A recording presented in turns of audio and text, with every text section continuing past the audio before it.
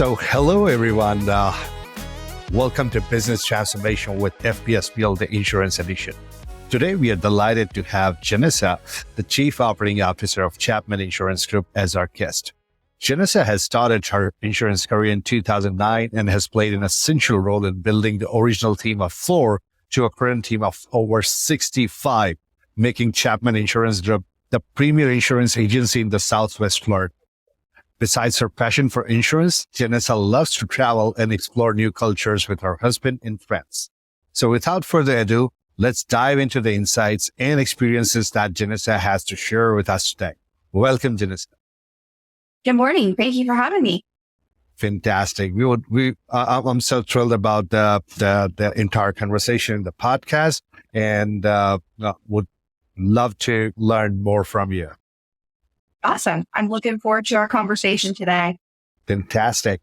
So, first things first, we would love to hear about the journey that brought you to your current position at Chapman Insurance Group. And can you share some details about your background and the experiences that have paved the way to your success so far? Sure. So actually, I always kind of joke because insurance is one of those things that the more people you run across, I feel like you either happen into it on accident, or it's in your family, it's in your blood in some way. So insurance was not on my radar at all. I went to school for resort and hospitality management and graduated college in that field. Was working shortly thereafter in that field when Brian was beginning to open the agency here at Chapman Insurance Group. So he had approached me at that time about possibly coming on board. And it was a big decision because it was a completely different direction than what I had considered. But just looking at the opportunity that was available and kind of the expecting a new challenge and having something that was different and fun, I accepted the challenge and kind of came on board with him. So we started as a team of 4 in our home office in Port Charlotte, Florida. And from there, we grew. I kind of joke now, we still have the same 4 people that started with us. They're still a part of our team today. So it's kind of cool. We can sit around a table. We can joke about, the first days where you're waiting on the phone to ring and kind of like, what's going to happen here? What's going on? And just kind of seeing that business evolve from where it was then to where it is now. I've been able to be a part of that growth and see that firsthand. So going from that team of 4 to now over 65 people on our team, 5 different locations. So along with that, obviously, it didn't go from 4 to 65 overnight. That's been a path and a journey for us. We're just about to complete our 14th year, so going into our 15th year of business. So we have grown our team. We've responded to the needs of our community. We've been able to be very involved in our community and have had tremendous support from them, which has allowed us to grow the way that we have. So kind of evolving from my role on day one of, hey, let's just write business. Let's have fun doing it. Let's, respond to a need that we see in our community and from our clients into, okay, now I'm taking on the role of managing our team and the operations of Chapman Insurance Group. So it's evolved through time. A lot of different hats have been worn throughout that period of time. But I'm thankful for where we're at today and kind of the journey that brought us to this point. Wow. Amazing journey, and I can totally relate, when you're the part of the foundation team, the core pilot team, and when you see your company, your team growing, it feels amazing. It really feels amazing. So there's a lot of blood, sweat, and tears that go into the initial days and kind of the foundation of things. So to see that come full circle and to be able to see our team grow has been something special. Amazing. So you're moving into the 15th year of business. Out of all those years, what's the best piece of advice you have ever received? I think the best piece of advice probably isn't insurance related at all. But it's more just about people and it's about taking the time to listen. So listen before you speak. I feel like my mom ingrained that in me when I was younger. And it might have come from a place of, hey, let your parents talk to you before you have something to say. But I think as I've grown, that kind of stuck with me and something that has reverberated in a lot of different environments that I've been a part of professionally, of just hearing what people have to say. feel like we can be more thoughtful in our responses. We can be more genuine. We can relate with people when we can stop and listen to what they have to say before we take the time to speak.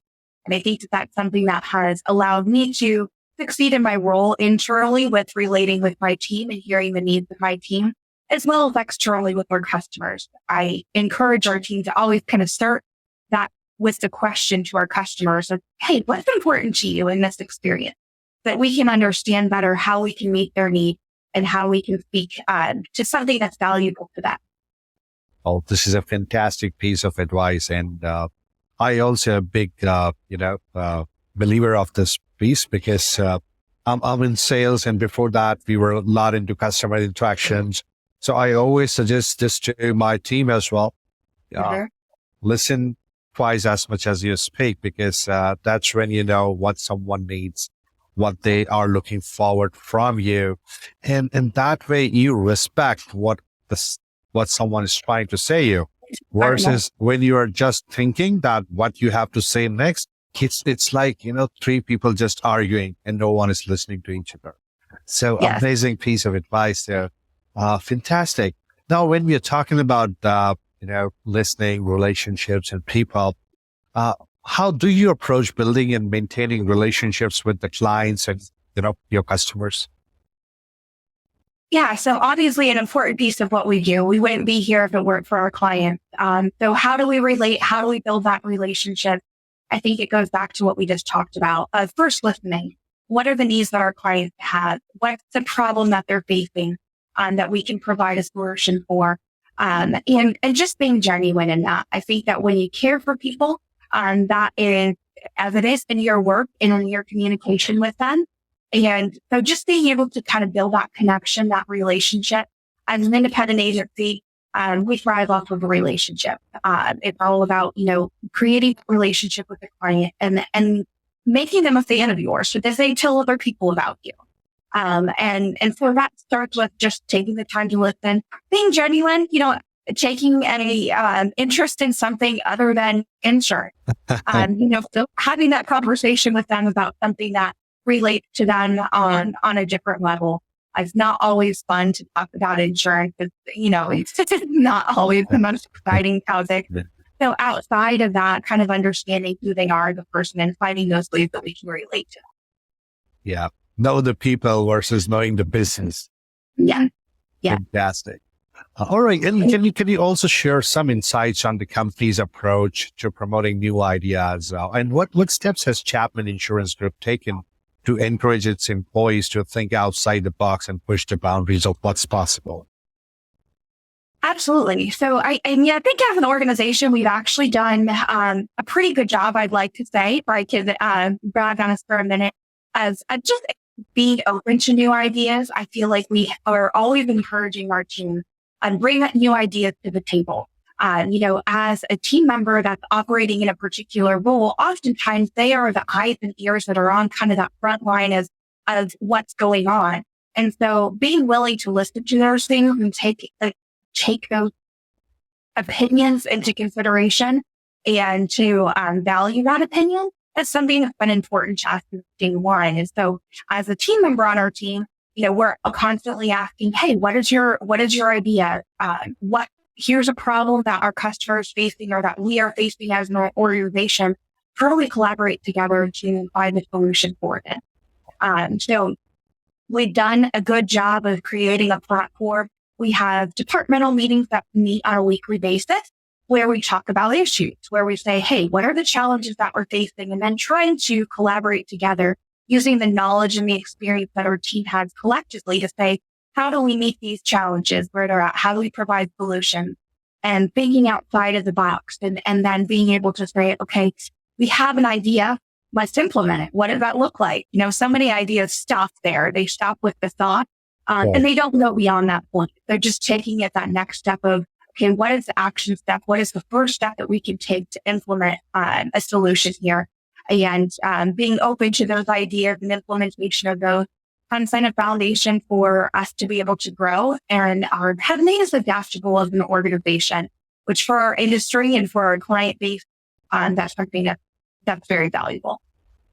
And I'm sure when they see their ideas happening, they think of more, they feel connected to the company as well. And Yeah. that's what builds a company culture as well of, openness and transparency. Yeah. Oh. And I keep on hearing these days, and then I'm feeling it as well. Globally, the economy is not doing as well as it should be. And talking in particular about insurance, when I meet the professionals, they say hiring is becoming a challenge, or so as a company, in your opinion, what are some of the biggest challenges facing the industry right now, and how do you see these challenges being addressed? A loaded question because there's so many different perspectives you can take on this. I feel like nationally, the challenges for the insurance industry are probably a little bit different than they are locally. So as I mentioned at the beginning, we are based on Florida. Anybody that has probably been around over the last year knows Florida's had a difficult year. Yeah. We've had some storms that have hit us pretty hard, and the effects of those, the impact of those, specifically on the insurance industry, have been tremendous. So there are challenges that we're seeing and facing because of that, and they're more local challenges. So we've taken an approach of, trying to be as politically involved as we can as an agency and as an organization to advocate on behalf of our clients, being involved in those decisions that are being made, being involved in educating our clients and communicating to them, hey, here's what's going on, here's how you can get involved, here's how you can make an impact on those decisions that are being made. But then nationally, I think some of those challenges are unique as well. I think that as an insurance industry, our client has different needs and demands, and those are constantly changing and evolving as time goes. Right. It used to be that you could pick up the phone and call somebody and they would answer the phone. Not as easy as that these days. Yeah. This person prefers an email. This person prefers a text. This person prefers a phone call. This person wants you to leave a message and they'll call you back, and it might be after hours. And so just being innovative to be able to respond to those different needs of our client has been a challenge. Along with that, insurance carriers, are probably what I'm, in nice terms, I would say pickier than they have been before. Yeah. So they just take a more conservative approach right now on the business that they're taking in because they're wanting to evaluate their risk and making sure that it makes financial sense for them.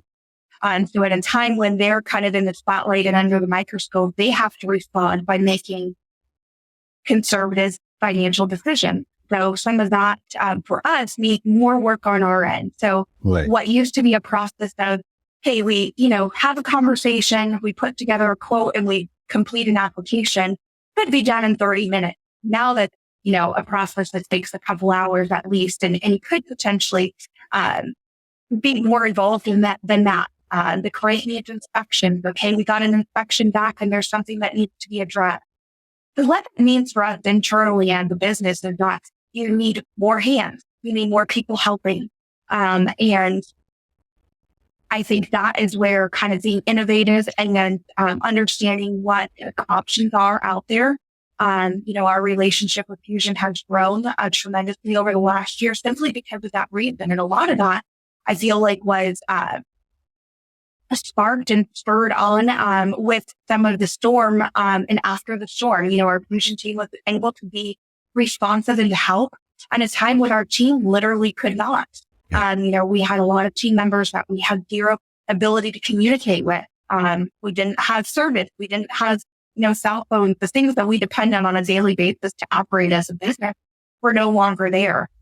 So luckily we had, a good team of people that was able to engage and then Fusion being able to be a part of that as being responsive.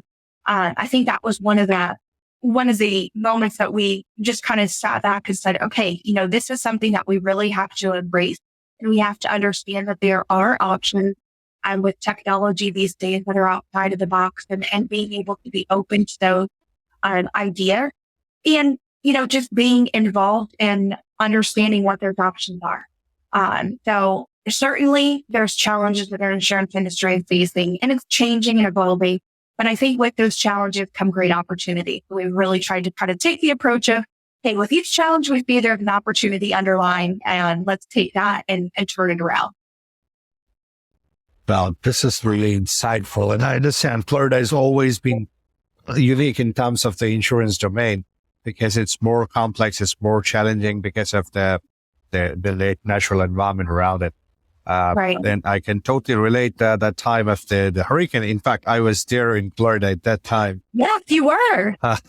Running away from I it. think you traveled out of Florida pretty quickly after that, though, right? Oh, yeah. As soon as it hit Miami, we rented a car. We drove 1,000 kilometers in a day. And at the day, and I was feeling like I'm a truck driver. But yes, it was a horrible experience to have.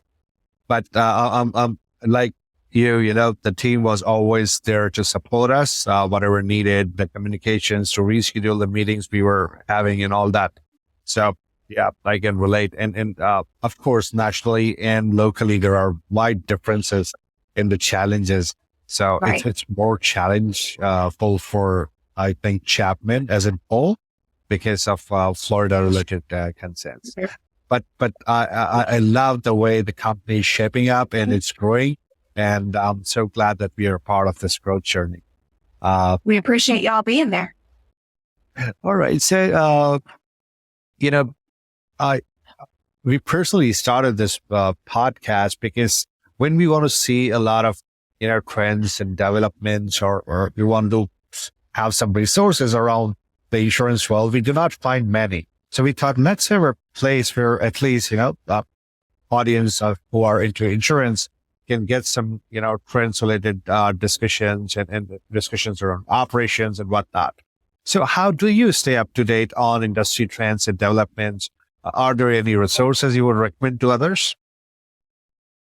So for us, I think the most valuable resources are relationship. Leverage a relationship. Who are you doing business with? And not necessarily business as a client, but business as an organization around the company. I know that Fusion is not specific to helping insurance agencies. It expands across other businesses as well. But I would say using the resources of, where are those companies? Most companies operate on a CRM or some type of management system. Right. Internally, we have a relationship with Applied. Applied does a great job of connecting and giving resources, making resources available for not only things that are happening in the insurance industry, but opportunities, keeping information fresh and making sure that people are in the know of what's going on. So I feel like, internally we have a relationship with Applied. We use them on a daily basis. Our team is familiar with them. How can we utilize what they're already offering and making sure we're taking advantage of that? So taking a relationship that's already there and utilizing the resources that they're providing. There's an endless amount of resources. And a lot of times that's just collaboration with other insurance agencies. It's, hey, what are they doing? How are they doing it? It might be somebody, in Seattle, or it might be somebody in New York. I feel like, there's been plenty of times where I've been on the phone with somebody that's in a completely different state that we've said, hey, this is a challenge that we're seeing with our agency. How have you guys met this challenge, or what have you learned? And so just having that platform as, something you have in common that you're able to collaborate on and say, what are the ideas? What are the resources? What are the things you're using and seeing and doing, and being able to share that. So I feel like we've always kind of taken the approach of being transparent and sharing, and we want others to succeed. And so anything that we can learn along the way that we can share with others, we want to provide that information. I know that for us as well, being specific to Florida, there's an organization at FAIA that has been a huge resource for us. So Florida Association of Independent Insurance Agents, and they can do a lot for connecting insurance agencies and for making sure that they're staying involved in the decisions that are happening in Florida and being able to communicate things out to agencies and to the community of what's going on, and being able to be a resource to provide for direction and for just connection, being able to connect with individuals that can share information with you and help you along the way. I feel like a huge part of any business's success. You have to learn how to connect with the right people and be able to share ideas and collaborate together. Yeah, I have never looked at it that way. It is amazing, your network, your context, your relationships, they can be the biggest source of information or recent trends. Wow. Really, when I think more about it, it totally makes sense. Amazing insight on this one. Thank you so much. Yeah, absolutely.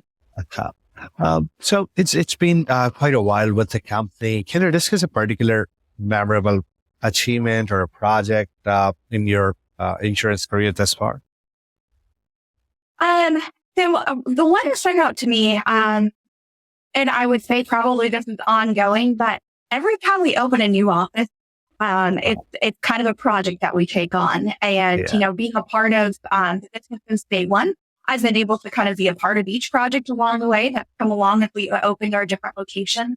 And we have plans for continued growth so that, a project of kind of continuing as we move forward into the future. So just, I think this watching that go from a thought and an idea, and the beginning stages of infancy where you're trying to decide, okay, where is that location going to be and who's going to work in that location and what is the infrastructure that's needed? And just those decisions that you're kind of making at the very beginning to seeing it all come together, and seeing the team expand. I think that's something that's exciting for me because it's fulfilling. When you're able to open a new location, you are expanding your footprint in the community. We're expanding, our offering for bringing people on board and opportunities to join our team. And along with that, I say just comes the satisfaction of being, a decision made of, hey, we're going to do this. And then the follow through of that and being able to see that location grow and succeed. So I think along the way, I think that's probably some of the things that I'm, most proud of and just proud to be a part of. It's just the growth that we have had, and the project is taking a new location, opening that, and seeing that office.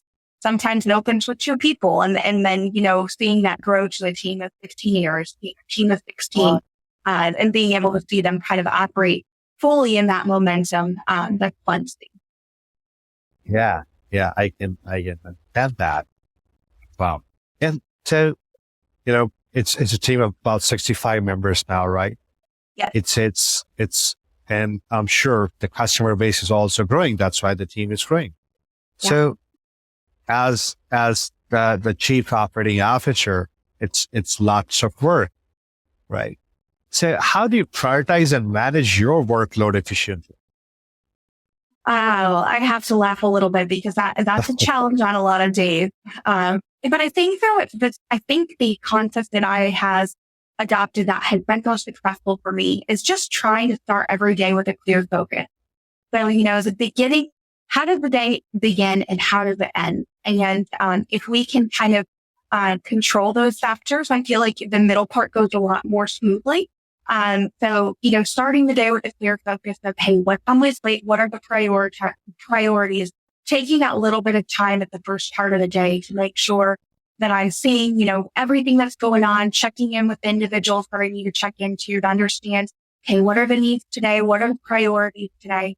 But I think the thing that has been most helpful for me is, I try to take the mindset of, always being responsive. So whether it's to my team internally or whether it's to a client externally or whether it's to a business partner, I'm not perfect in that, but I would say my goal is to be as responsive and want my team member to know that if they send me something, then I'm going to respond. And sometimes it's the response that, says, hey, I've received this and this is when you can expect to hear back from me on it. But we always encourage our team as well, like setting the expectation with the client is important because it allows you to be on the same page. It allows you to have clear expectations. If there's no clear expectations are going to not be met in some situations. If they might not be the same. Right. So being responsive to a client, being responsive to a team member, letting them know, hey, here's what you can expect. I should have this completed by X date or should have this over to you by 2:00 today or whatever. Just creating that clear expectation. Yeah. So I feel like even though on days where it's really hard, because you might have a lot of different things coming at you, just being clear, and taking the time to give somebody a quick response and letting them know, hey, here's what you can expect. I feel like that's something that has allowed me to be able to prioritize and put things in order. So it's not always, not always being reactive to what's coming at me, but being more proactive and being able to say, okay, this is when I can complete it.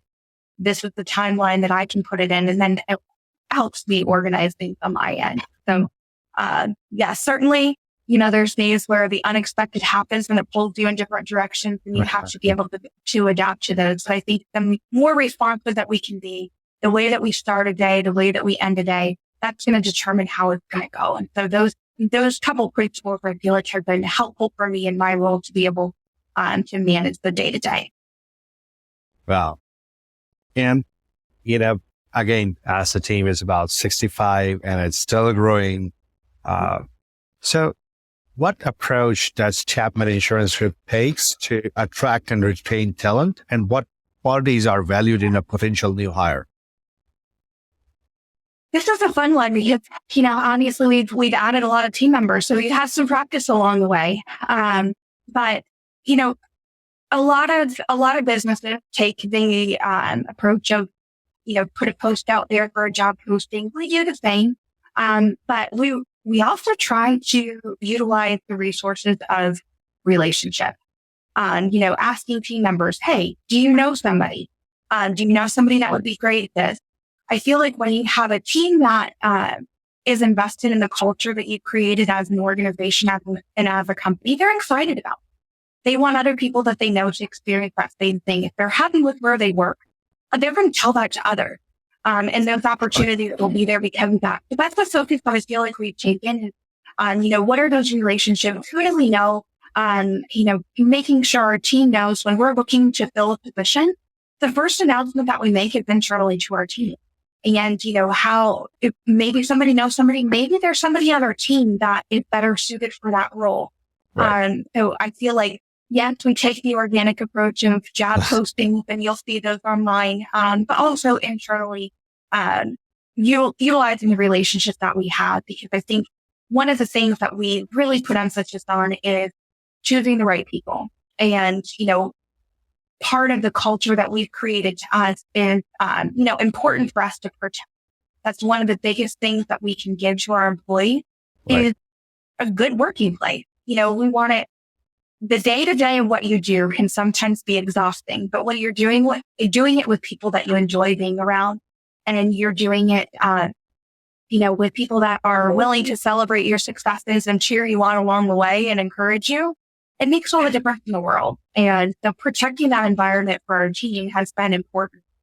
We have kind of our list of core values that we all rate each other on. And it's part of our, day-to-day talk. We're constantly talking about it, recognizing core values that our team has displayed.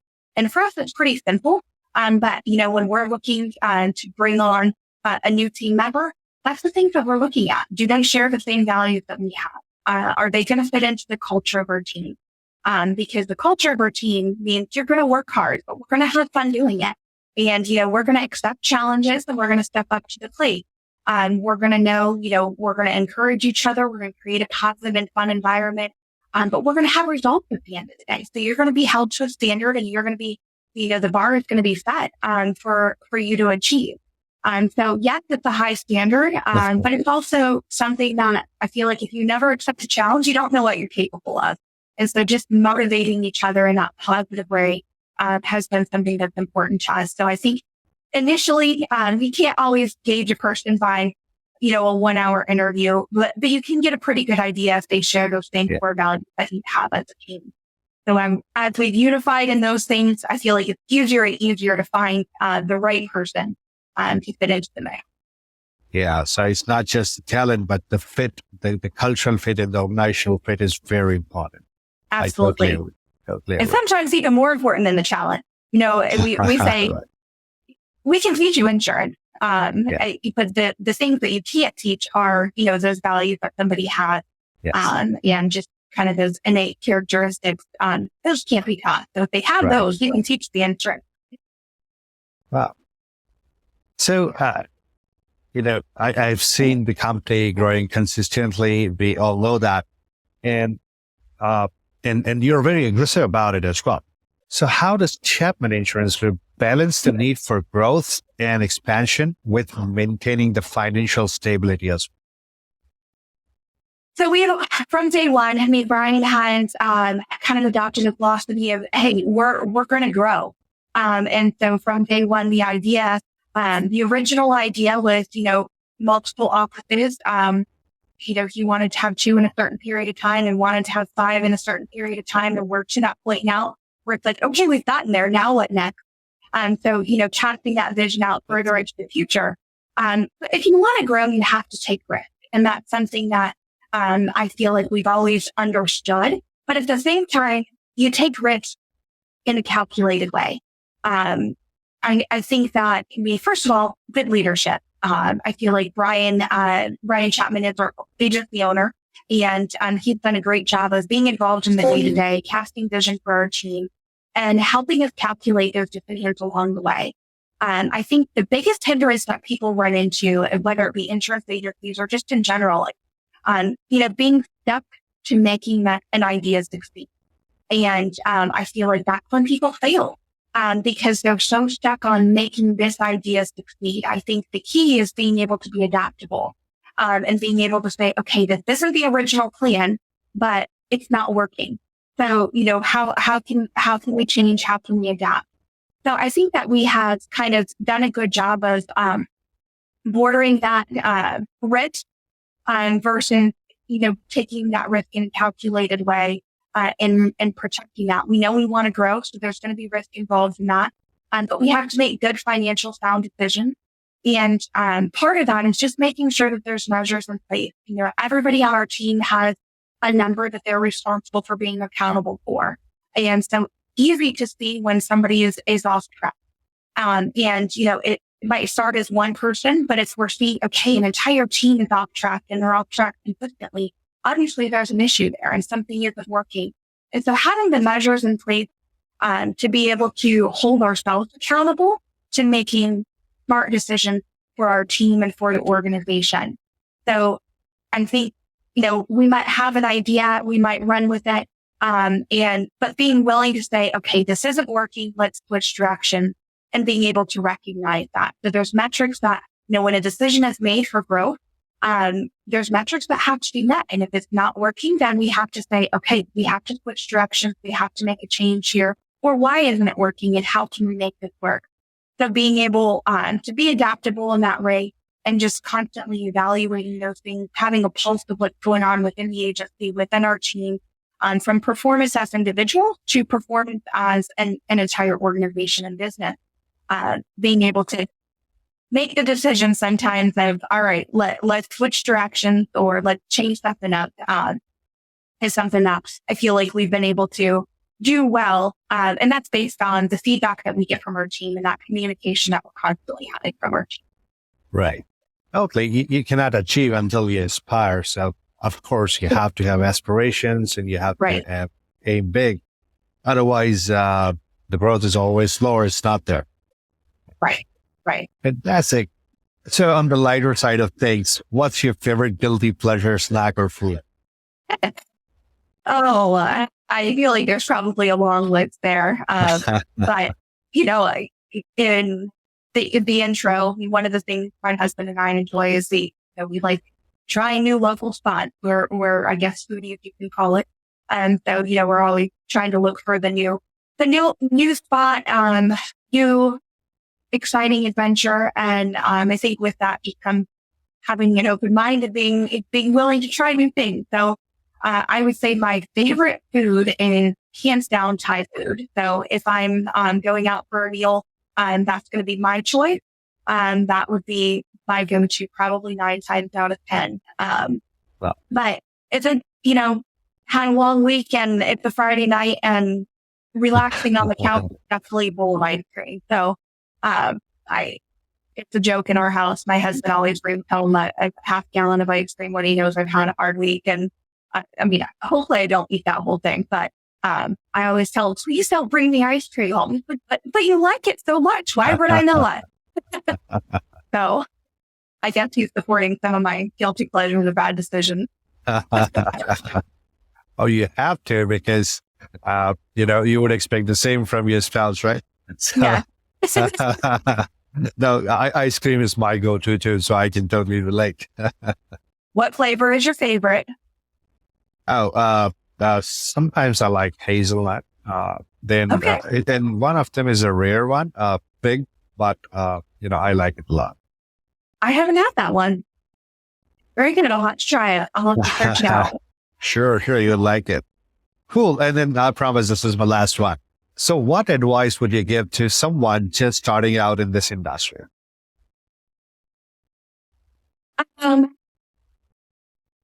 It's a marathon, not a race. I feel like, when we bring a new team member on board, and especially one that doesn't have insurance experience, the first conversation that we have is, hey, let's have a realistic expectation here. Because this isn't a job that you're going to come in, and train for 3 weeks and know everything you need to know. There might be certain roles that are easier to train on, but being involved in the insurance industry and investing in the insurance industry as a career is an investment. And it's an investment that, will pay off, and it has its challenges as well. But you can't go into it with the expectation of, I'm going to learn everything or know everything within a 3-month period of time. We say, kind of when you start off, we always see that, that 6-month look on somebody's face where they're like, I don't think I'm ever going to learn all this. And then it's, working through that. And that's completely natural. What you're feeling and being overwhelmed is completely natural, and you'll get there and just kind of be encouragement and support of the team. But it takes time. And so being invested in that, the investment, is something that if you're willing to put in, that is going to benefit you in the long run. And so just understanding that it's not a snap of a finger and an easy, an easy road at the beginning. It's a lot of learning. It's a lot of adapting. It's a lot of, when you think you have a good understanding, all of a sudden the insurance industry changes somehow and everything gets mixed up again. So I say they like to shake it up and just keep it interesting every once in a while. But with that, I think if you're committed to running the race, then the, crossing over that finish line and having that success is something that will follow. So just being patient and being willing to invest and knowing that sometimes you have to just kind of enjoy the ride along the way. Wow. So I have 2 catchphrases from here. It's a marathon, not a race. And the last one was enjoy the ride. Yes. Yeah. Absolutely. Right. I feel like if we're present in the moment of each day, we have to look for those things that are positive things along the way and keep ourselves motivated in that way. So if we're looking for the good, we'll find the good. If we're looking for the bad, we'll find the bad. So just keeping a positive view and just enjoying it. Wow. So with that note, we are ending today's podcast. Thank you so much, Janessa. I enjoyed the conversation. I hope that you did as well. And we'll be live soon. And the audience, keep liking our podcast and Spotify, Apple Podcasts, and everywhere we are. And stay tuned. Thank you so much. Thank you.